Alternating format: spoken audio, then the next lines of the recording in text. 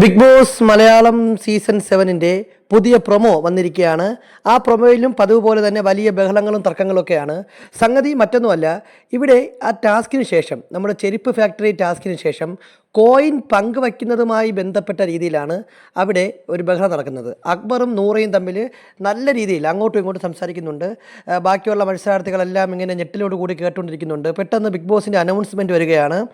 ഏറ്റവും കൂടുതൽ black coins കിട്ടിയ ആൾ അടുത്ത ആഴ്ച ഡയറക്റ്റ് ആയിട്ട് നോമിനേഷനിലേക്ക് പോകും എന്നാണ് ബിഗ് ബോസ് ഇപ്പോൾ അനൗൺസ് ചെയ്തിരിക്കുന്നത്. അപ്പോൾ വളരെ ഞെട്ടലോട് കൂടി അവിടെയുള്ള മത്സരാർത്ഥികളെല്ലാം അത് കേൾക്കുന്ന കാണാം. കാര്യം ആരുടെ കയ്യിലാണ് ഏറ്റവും കൂടുതൽ ബ്ലാക്ക് കോയിൻസ് ഉള്ളത് എന്ന് വ്യക്തമായ ധാരണയില്ല. എനിക്ക് തോന്നുന്നു അക്ബറിനാവാനാണ് ചാൻസ് കൂടുതൽ. എന്തായാലും നമുക്ക് കാത്തിരുന്ന് കാണാം.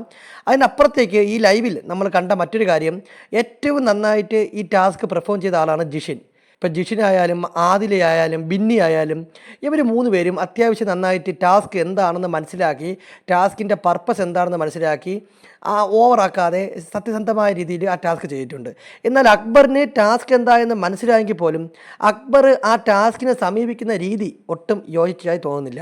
എപ്പോഴും ബഹളം വച്ച്, എപ്പോഴും കലപില അലപ്പുണ്ടാക്കി സംസാരിച്ച്, അങ്ങനത്തെ ഒരു രീതിയിലേക്കാണ് അക്ബർ ഈ ഗെയിമിനെ കൊണ്ടുപോകുന്നത്. എന്തായാലും ബിഗ് ബോസുമായി ബന്ധപ്പെട്ട കൂടുതൽ അപ്ഡേറ്റുകൾ അറിയാൻ വേണ്ടി നമ്മുടെ ഈ ചാനൽ സബ്സ്ക്രൈബ്